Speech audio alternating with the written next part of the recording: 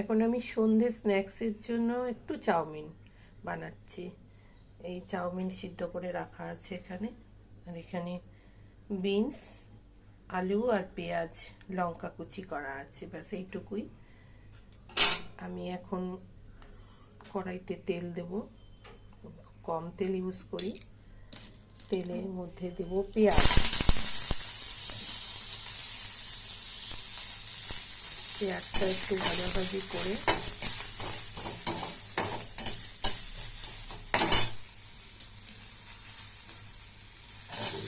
আলু